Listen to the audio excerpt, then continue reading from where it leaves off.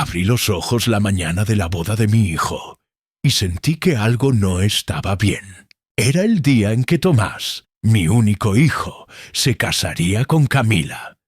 Y debería haber sido uno de los momentos más alegres de mi existencia. Pero algo terrible había ocurrido. Pasé mi mano por la cabeza y no encontré nada. Solo piel desnuda, fría y lisa. Mi cabello plateado que había cuidado durante 64 años había desaparecido por completo. Me levanté de un salto con el corazón desbocado y corrí al espejo. La imagen que vi me dejó sin aliento. Alguien me había rapado la cabeza mientras dormía, dejándome completamente calva. Sobre la mesa junto a mi cama encontré un papel doblado. Lo abrí con manos temblorosas y leí: Ahora tu apariencia refleja lo que realmente eres. Vieja patética. Disfruta el día de hoy, Camila. Las lágrimas brotaron sin control. No era solo la impresión de verme así, era la crueldad calculada detrás de ese acto. Hoy Tomás se casaba con esa mujer que desde el primer día me había tratado como basura, como un mueble viejo que estorbaba en su nueva vida perfecta. Me senté en el borde de la cama sintiendo que me habían arrancado la última gota de dignidad. Recordé todos los comentarios hirientes de Camila durante estos 3 años. Beatriz, ese vestido te envejece terriblemente. O tal vez deberías considerar un estilo más actualizado, más apropiado para tu edad. Siempre con esa sonrisa venenosa que no llegaba a sus ojos. Siempre con Tomás a su lado asintiendo como un títere. Mi hijo Tomás, el niño que crié sola después de que su padre Felipe murió cuando apenas tenía 11 años. El mismo niño por el que había trabajado día y noche, sacrificando mi juventud, mis sueños, mis oportunidades. Trabajé incansablemente para darle todo lo que pudiera necesitar o desear. Construí un imperio desde cero para que nunca le faltara nada, para que nunca sintiera el dolor de la inseguridad económica que yo había experimentado de niña. Y ahora me encontraba aquí, en la mañana de su boda, humillada, reducida a ser el blanco de una broma cruel. Pero lo que Camila no sabía, lo que ninguno de ellos sabía, era que hoy yo tenía planeado algo importante. Había programado con mi abogado la transferencia de 130 millones de pesos como regalo de bodas para ellos. Era prácticamente toda mi fortuna líquida, el resultado de 33 años de trabajo incansable, de sacrificios que nadie conocía, de noches sin dormir construyendo el futuro de mi hijo. Me levanté y caminé hacia el armario. Tenía que decidir qué hacer. Podía quedarme en casa, fingir estar enferma, evitar la humillación pública de aparecer calva en la boda. Pero eso sería exactamente lo que Camila quería. Que me escondiera, que desapareciera de su día perfecto, que me convirtiera en un fantasma avergonzado en mi propia familia. Llamé a mi estilista de emergencia. Necesito ayuda urgente. Trae la mejor peluca que tengas. Si Camila pensaba que esto me derrotaría, estaba muy equivocada. Mientras esperaba, los recuerdos me invadieron como olas. Recordé cuando Felipe murió de un infarto repentino. Yo tenía 30 años y Tomás 11. El médico me dijo que había sido fulminante, que no había nada que pudieran haber hecho. Pero en ese momento, parada en ese pasillo frío del hospital, lo único que pensaba era: ¿cómo voy a criar a Tomás sola? ¿Cómo voy a darle la vida que merece? Felipe había sido el cerebro financiero de nuestra pequeña empresa de bienes raíces. Yo apenas sabía balancear una chequera. Apenas entendía los conceptos básicos de inversión. Pero esa noche, después del funeral, cuando Tomás se durmió llorando en mis brazos, tomé una decisión que cambiaría nuestras vidas para siempre.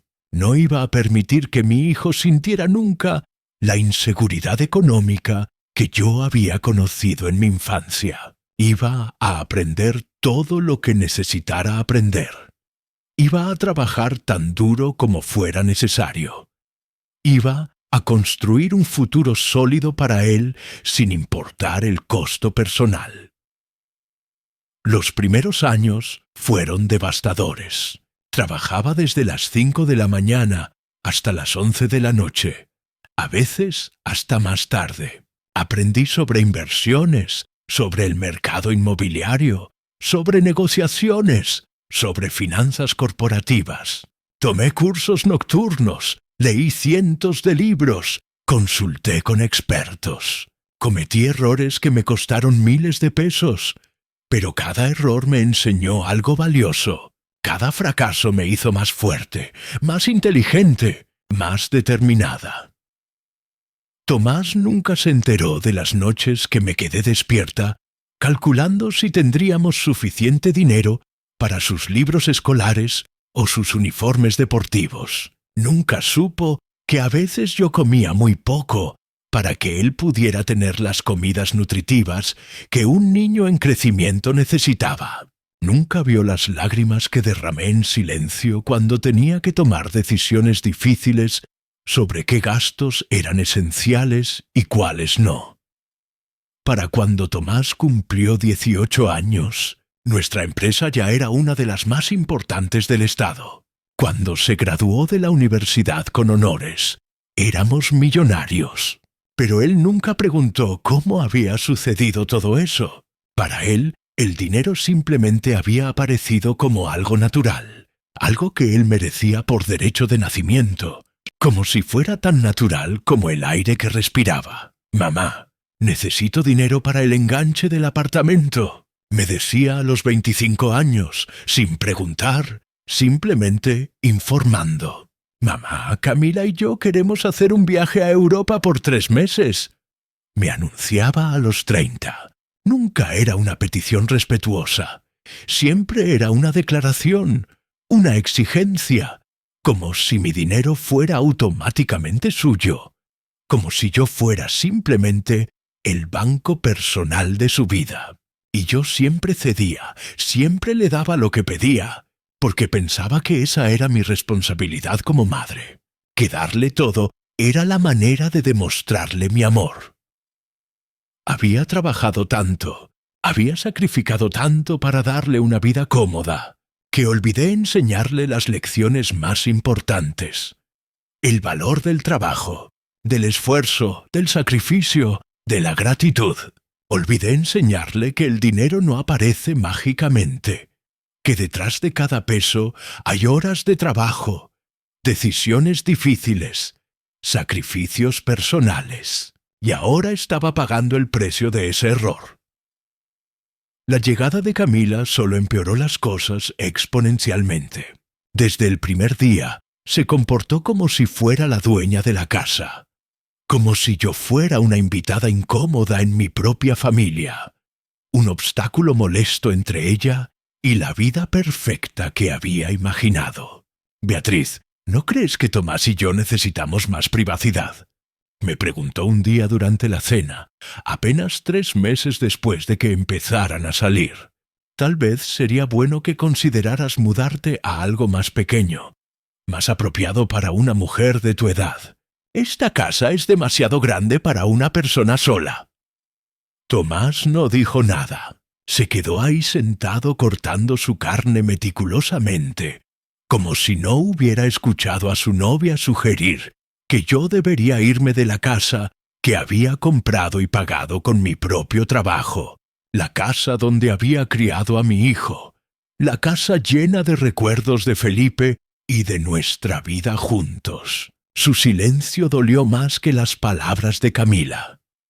Pero lo que más me dolía no eran sus comentarios directos y obvios, sino la manera sutil y constante en que me excluía de sus vidas. Las cenas familiares donde hablaban solo entre ellos como si yo no estuviera presente, discutiendo sus planes, sus sueños, su futuro, sin incluirme nunca en la conversación. Las conversaciones que se detenían abruptamente cuando yo entraba a la habitación, como si estuvieran discutiendo secretos que yo no debía conocer. las miradas cómplices que intercambiaban cuando yo hablaba, como si fuera una anciana confundida que no entendía cómo funcionaba el mundo moderno. Hace 6 meses, durante la cena de Año Nuevo, una noche que debería haber sido de celebración familiar, Camila me dijo con esa voz dulce que usaba para disfrazar sus puñales verbales: Beatriz, Tomás y yo hemos estado hablando mucho sobre el futuro. Creemos que sería mejor para todos, especialmente para ti, si tuvieras un rol menos activo en las decisiones familiares. Necesitas descansar, disfrutar de tu jubilación, no preocuparte tanto por los negocios. Tomás asintió sin levantar la vista de su plato, apoyando las palabras de Camila con su cobarde silencio. Esa noche me quedé despierta hasta las 4 de la mañana, llorando en silencio en mi habitación, para que no me escucharan, sintiendo cómo mi corazón se rompía en 1000 pedazos. No era solo el rechazo lo que me destrozaba, era la ingratitud profunda y dolorosa. Era la sensación abrumadora de haber criado a un extraño, a alguien que no tenía ni la más mínima idea de los sacrificios monumentales que había hecho por él, de las oportunidades que había dejado pasar, de los sueños que había enterrado para que él pudiera tener los suyos.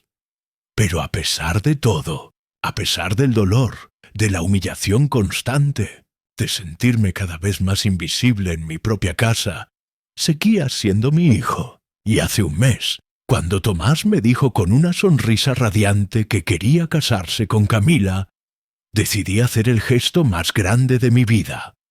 Un último intento de conectar con él, de hacerle entender cuánto lo amaba.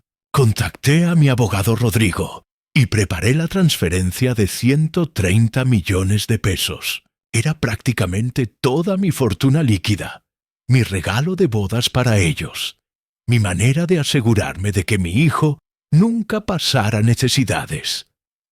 ¿Estás completamente segura de esto, señora Beatriz?, me había preguntado Rodrigo con preocupación genuina en su voz. Es una cantidad extraordinariamente considerable. Estarías dejándote con muy poco para tu propio futuro. Yo le respondí que sí, que estaba completamente segura que esto era lo que quería hacer.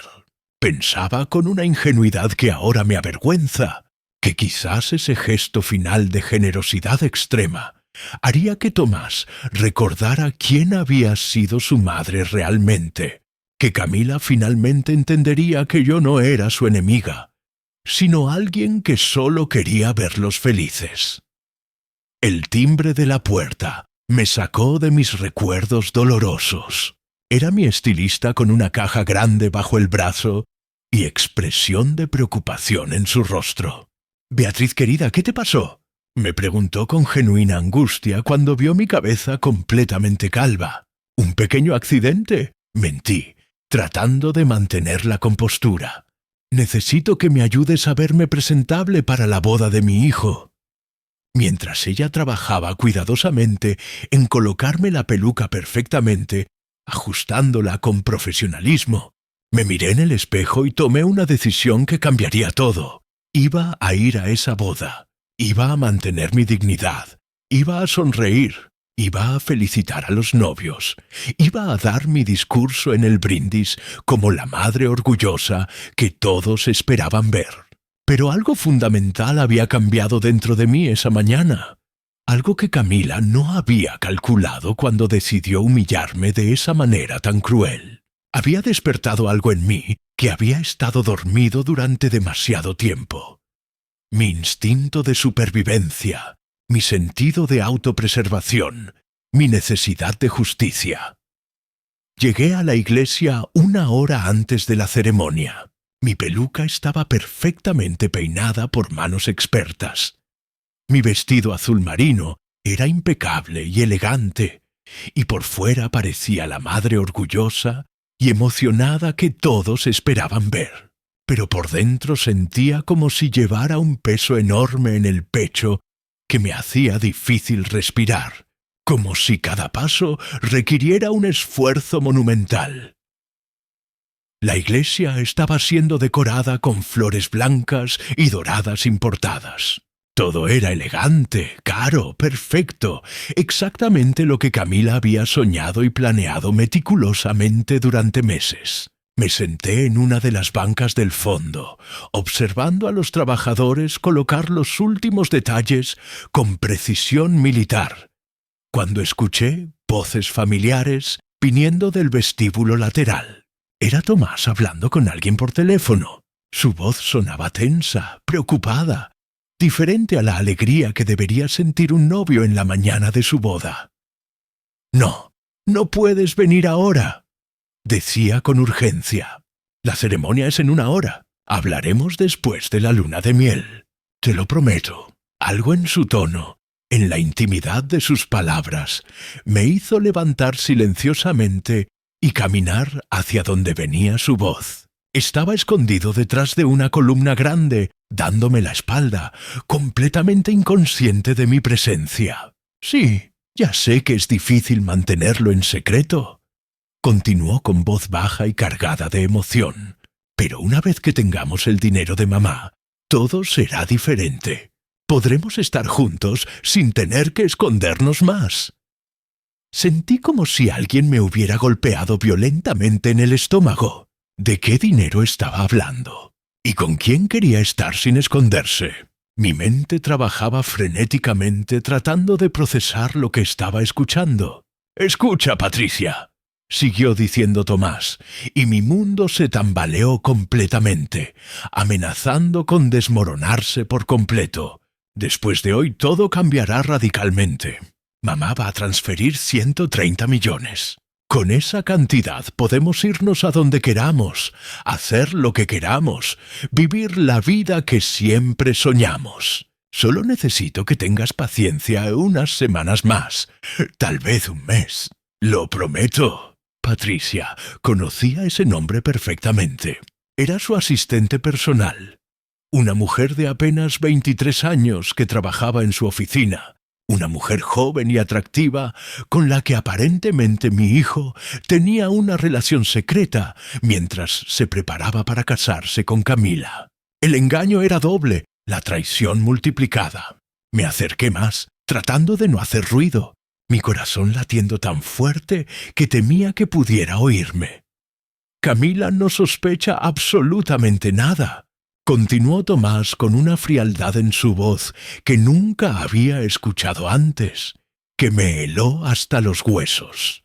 «Está tan obsesionada con esta boda perfecta, con cada detalle insignificante de la ceremonia y la recepción, que no se da cuenta de nada más. Y mamá, bueno, mamá está tan desesperada por complacerme, tan ansiosa por verme feliz, que haría literalmente cualquier cosa por mí. Es casi patético». Esas palabras me atravesaron como cuchillos afilados. Desesperada por complacerlo. Patético. Era así como me veía mi propio hijo, el niño que había crecido en mis brazos. «No, no me siento mal por esto en absoluto», dijo Tomás, respondiendo obviamente a algo que Patricia le había preguntado, probablemente cuestionando la moralidad de lo que estaban haciendo.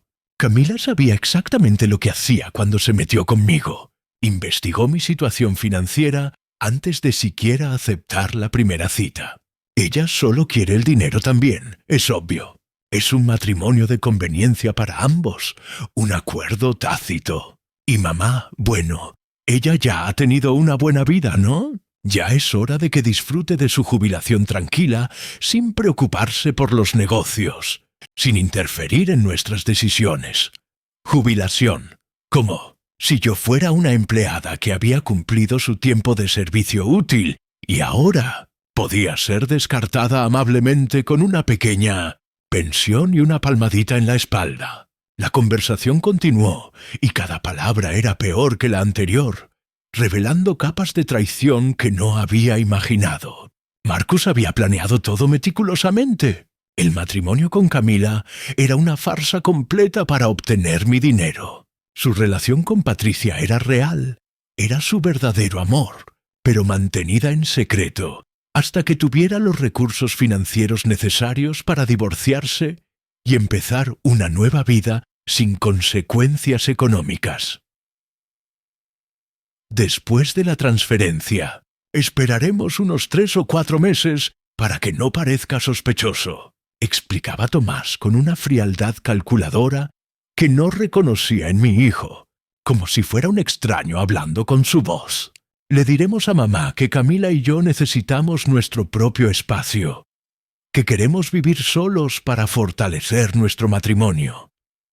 Eventualmente, con paciencia, la convenceré de que se mude a una residencia para personas mayores. Tiene 64 años.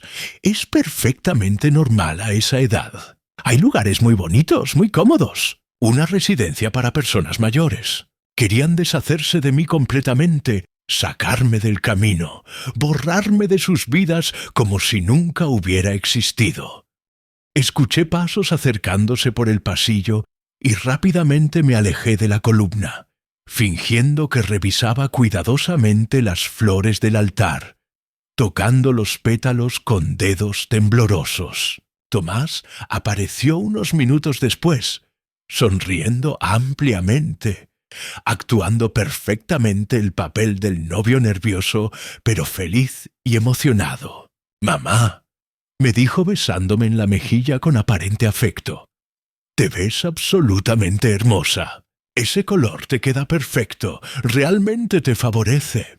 Lo miré directamente a los ojos, esos ojos que una vez habían sido los de mi niño inocente, y ahora solo veía a un extraño completo. Un extraño que había planeado meticulosamente, paso por paso, cómo utilizarme y luego descartarme como basura. «Gracias, hijo», respondí con la sonrisa más falsa de mi vida, sintiendo cómo mis mejillas dolían por el esfuerzo. «Estoy muy emocionada por tu día especial». Marcus me abrazó brevemente, y por un momento sentí el impulso abrumador de confrontarlo allí mismo, de preguntarle cómo había llegado a convertirse en esta persona, en este extraño cruel y calculador. Pero algo me detuvo. Tal vez era el instinto de supervivencia recién despertado, o tal vez era que por primera vez en mi vida estaba viendo la situación con absoluta claridad, sin el velo del amor maternal ciego que me había impedido ver la verdad durante tanto tiempo. Decidí ir al salón de preparación, donde estaba Camila con sus damas de honor. Necesitaba saber si ella conocía sobre Patricia, si también estaba siendo engañada, o si era cómplice de todo este plan elaborado. La puerta estaba entreabierta y pude escuchar risas y conversaciones animadas, el sonido de mujeres celebrando. Me acerqué silenciosamente y escuché la voz de Camila claramente, hablando con esa confianza arrogante que siempre había tenido. «Chicas, en unos meses seré oficialmente rica más allá de mis sueños más salvajes». Tomás no tiene la más mínima idea de que ya contacté a un abogado de divorcios hace 3 semanas. Con las leyes de bienes compartidos en este estado, me corresponde la mitad de todo lo que recibamos hoy. La mitad de 130 millones. Ni siquiera tendré que trabajar otro día en mi vida. Mis piernas casi cedieron bajo mi peso. Tuve que apoyarme contra la pared para no caer. Camila también tenía un plan completamente separado. También estaba usando a Tomás. Esta boda era una farsa en todos los niveles imaginables. «¿Y qué hay de la vieja?», preguntó una de sus amigas riendo cruelmente. «Beatriz será increíblemente fácil de manejar», respondió Camila con un desprecio que gotea veneno en cada palabra. «Ya la tengo comiendo de mi mano, haciendo exactamente lo que quiero.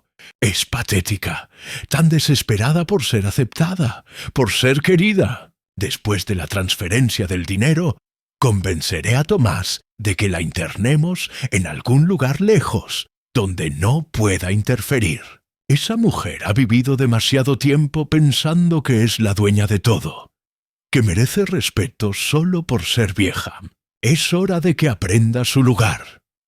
Las risas que siguieron me sonaron como llenas celebrando sobre una carroña, grotescas y crueles. Me alejé del salón sintiéndome completamente mareada, como si estuviera en una pesadilla surrealista de la que no podía despertar. Mi hijo me estaba traicionando sistemáticamente con su secretaria. Mi nuera me estaba usando deliberadamente para divorciarse rica. Ambos planeaban internarme en una institución. Y yo, la tonta ingenua de 64 años, había estado a punto de entregarles 130 millones de pesos en bandeja de plata con un bonito moño encima. Me senté en mi auto en el estacionamiento de la iglesia, con las manos temblando violentamente mientras sostenía mi teléfono. Todo mi mundo se había derrumbado en cuestión de minutos, como un castillo de naipes en el viento. Pero por extraño que parezca, por primera vez en años, quizás en décadas, me sentía completamente lúcida, como si hubiera estado viviendo en una niebla y finalmente pudiera ver con claridad cristalina. Marqué el número de mi abogado. Rodrigo, necesito que canceles inmediatamente la transferencia programada para esta tarde, dije tratando desesperadamente de mantener mi voz firme y controlada. Hubo una pausa larga. ¿Estás absolutamente segura, Beatriz? Los documentos ya están completamente preparados y listos. Solo falta tu autorización final después de la ceremonia.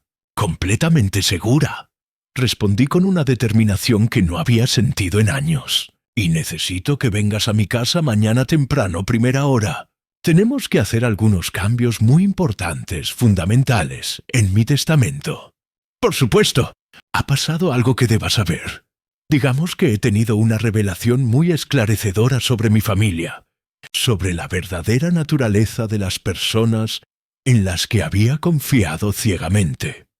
Después de colgar, me quedé sentada en silencio durante varios minutos, observando a los invitados llegar elegantemente a la iglesia. Familias enteras vestidas con sus mejores ropas, amigos de Tomás y Camila, gente que había conocido durante años en eventos sociales. Todos venían alegremente a celebrar lo que pensaban que era una unión sagrada por amor verdadero, sin saber que estaban presenciando la farsa más elaborada y cruel de sus vidas. Pero yo sabía la verdad completa ahora, toda la verdad horrible, y tenía que decidir exactamente qué hacer con esa información devastadora.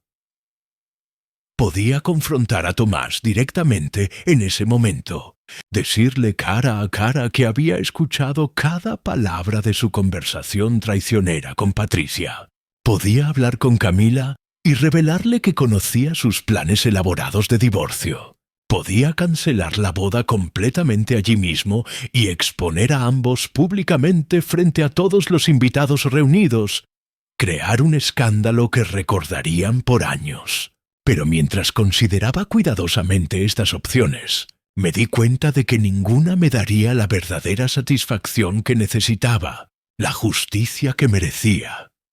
Ellos habían pasado meses, tal vez incluso años, planeando meticulosamente cómo utilizarme y descartarme como basura. Merecían algo más creativo, más memorable, más definitivo. Merecían un momento de revelación pública que les enseñara una lección que nunca olvidarían. Y yo sabía exactamente cuándo y cómo hacerlo. Durante el brindis, frente a todos, cuando nadie pudiera escapar, cuando la verdad resonara en ese salón como un trueno, y todos fueran testigos de quiénes eran realmente Tomás y Camila. Esa sería mi despedida, mi acto final como la madre que había sacrificado todo, y también mi primera acción como la mujer que finalmente había despertado.